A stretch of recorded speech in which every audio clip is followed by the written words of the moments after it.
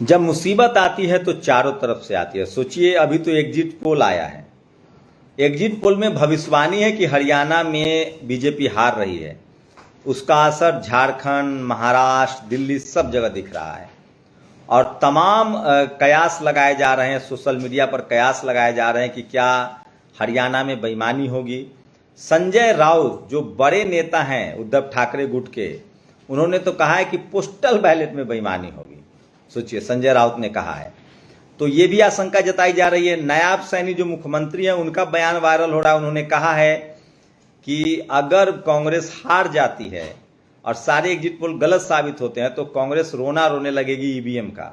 ये भी बड़ी खबर है जो सोशल मीडिया पर वायरल है। आपको बता दें कि जम्मू कश्मीर और हरियाणा में वोटों की गिनती सुबह 8 बजे से शुरू होगी, लेकिन रिजल्ट के लिए कयास लगाए जा रहे हैं।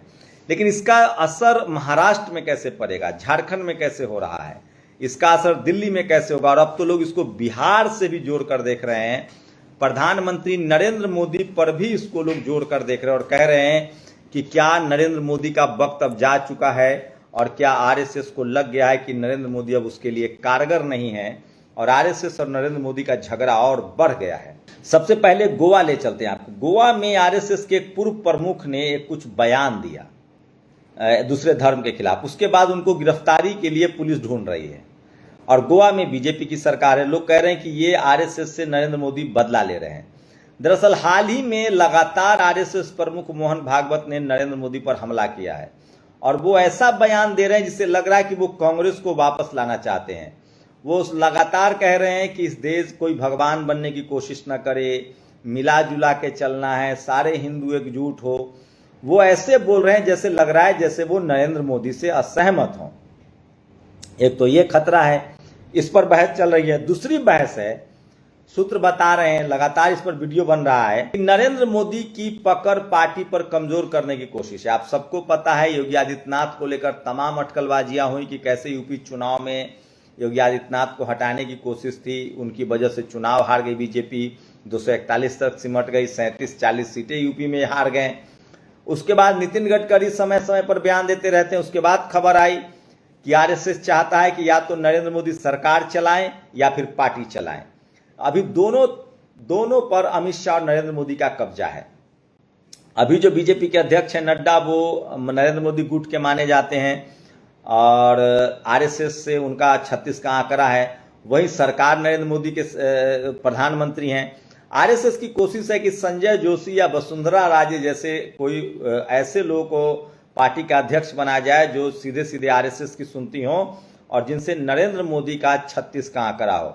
इस तरह की कयासबाजी है। लेकिन एक बात तो तय है कि अगर बीजेपी आज अगर चुनाव हार जाती है हरियाणा में और जम्मू कश्मीर में, उसके लिए ऐसे भी बहुत कुछ नहीं है। अगर कोई मिरेकल नहीं होता है तो जम्मू कश्मीर में तो कांग्रेस और एनसी की सरकार बनती दिख रही है।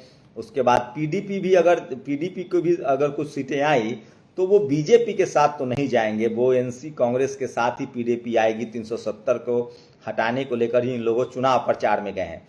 तो जम्मू कश्मीर में भी बीजेपी के पास कोई गठबंधन नहीं मिल रहा है, बीजेपी सरकार नहीं बना पाएगी। अब चलते हैं हरियाणा में बीजेपी अगर हार जाती है, यकीन मानिए अगर चुनाव हार जाती है तो सबसे बड़ी मुश्किल बढ़ने वाली है बीजेपी की, क्योंकि प्रधानमंत्री का कद छोटा होगा, उनकी पार्टी पर पकड़ ढीली होगी। और हरियाणा हारते ही 2024 में जो नरेंद्र मोदी 241 सीट लाए हैं, बहुमत से दूर रह गए थे, लेकिन गठबंधन के सहारे वो प्रधानमंत्री हैं। हरियाणा हारने के बाद गठबंधन दलों का बहुत दबाव होगा, चाहे वो चंद्रबाबू नायडू हो, नीतीश कुमार हो या चिराग पासवान हो। इन्हीं 3 कुर्सियों पर यह सरकार टिकी हुई है, उनका दबाव होगा। लेकिन इस चुनाव का असर नरेंद्र मोदी के पॉलिटिकल कैरियर पर होगा और उसके बाद बीजेपी का ग्राफ लगातार गिरना शुरू हो जाएगा। महाराष्ट्र में चुनाव है, मीडिया रिपोर्ट्स बता रहे हैं कि अमित शाह के सामने ही मंच पर तू मैं हो गई। खासकर एकनाथ शिंदे और अजित पवार में बन नहीं रहा है। देवेंद्र फडणवीस जो है उनका भी अजित पवार से बन नहीं रहा है। अजित पवार आपको बता दें कि शरद पवार के भतीजे हैं और उन्होंने एनसीपी को तोड़कर समर्थन दिया था और डिप्टी सीएम हैं। अभी महाराष्ट्र में 2 डिप्टी सीएम हैं, एक फडणवीस हैं और एक अजित पवार हैं और इन दोनों की बन नहीं रही, क्योंकि लोकसभा चुनाव में जिस तरह से परफॉर्मेंस रहा एनसीपी का, कांग्रेस का, उससे बीजेपी को झटका लगा है। और अगर हरियाणा का चुनाव हारते हैं तो कभी बीजेपी महाराष्ट्र में दूसरे नंबर की पार्टी होती थी, और शिवसेना प्रमुख उद्धव ठाकरे के जो पिता थे बाला साहब ठाकरे, वो बीजेपी को दूसरी पार्टी कहते थे और कहते थे कि बीजेपी हमारे इशारे पर काम करती है। लेकिन आज के डेट में महाराष्ट्र में बीजेपी जो है वो पहले नंबर की पार्टी बनी हुई है, और शिंदे गुट हो चाहे अजित पवार हो, ये दूसरे तीसरे नंबर पर है। तो अगर हरियाणा चुनाव हारती है तो बार्गेनिंग पावर जो है वो शिंदे गुट और अजित पवार गुट के पास ज्यादा आ जाएगा, और उसके बाद हो सकता है कि 3/3 में टिकट का बंटवारा हो। मतलब अभी स्थिति ये है कि आधा टिकट बीजेपी लड़ना चाहती है और आधे पर वो शिंदे गुट को और अजित पवार को देना चाहती है, और वो बड़े भाई की भूमिका में रहना चाहती है। लेकिन वहां पर भी अब बराबर का मुकाबला हो जाएगा, और शिवसेना जो शिंदे गुट है और जो मुख्यमंत्री का गुट है और जो अजित पवार का गुट है, वो तीनों जो है टिकट का बंटवारा बराबर करेंगे। तो वो बड़ा डैमेज कंट्रोल होगा महाराष्ट्र में बीजेपी को। यही स्थिति झारखंड में हो जाएगी। झारखंड में अभी आजसू को वो कम सीटें दे रहे हैं, बड़ी भाई की भूमिका में हैं। अगर वहां हारते हैं तो हेमंत सोरेन और फिर चढ़ाई करेंगे। ऐसे ही वहां भी 4-5 सीटें वो हार चुके हैं लोकसभा में।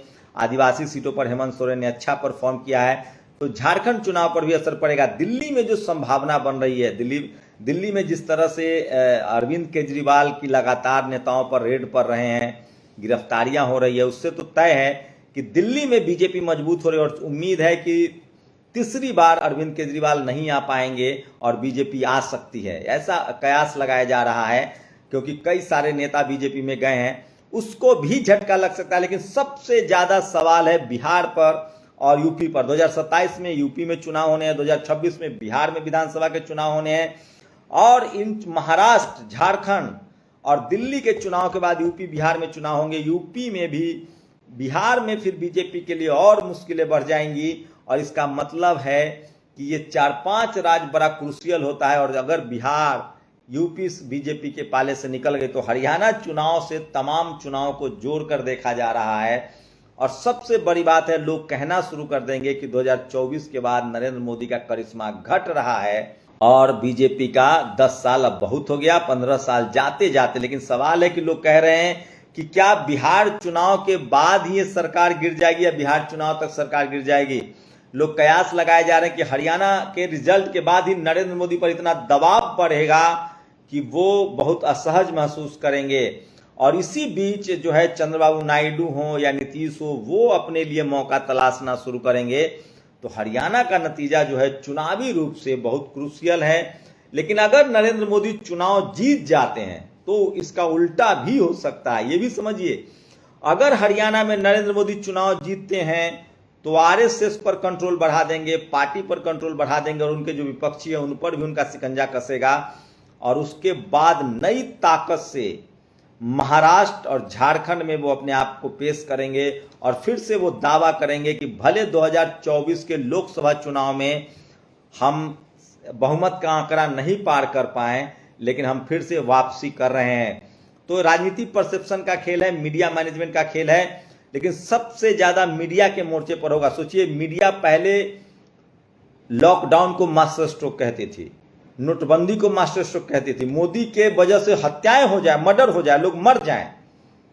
मरे हैं लोग, जीएसटी में मरे हैं, नोटबंदी में मरे हैं, लॉकडाउन में मरे हैं, सब मास्टर स्ट्रोक था, आलोचना नहीं होती थी।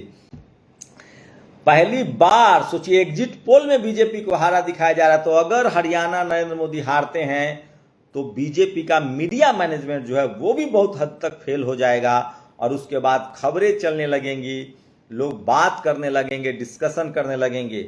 और वहीं राहुल गांधी के लिए जो है ये एक बड़ा मौका होगा।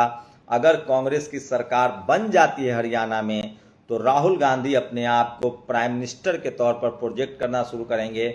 महाराष्ट्र में गठबंधन में वो बड़े भाई की भूमिका में हो सकते हैं, झारखंड में वो बराबरी की बात करने लगेंगे, यूपी में अखिलेश यादव पर दबाव बढ़ेगा कि अब कांग्रेस को ज्यादा आप दीजिए, ज्यादा उनके हिस्से की सीटें दीजिए, झारखंड में हेमंत सोरेन पर दबाव बढ़ेगा कि आप ज्यादा दीजिए। तो सोचिए, जीत जो है वो कई रास्ते खोलती है और हार आपकी जिंदगी के कई रास्ते बंद करते हैं, ये भी सच्चाई है।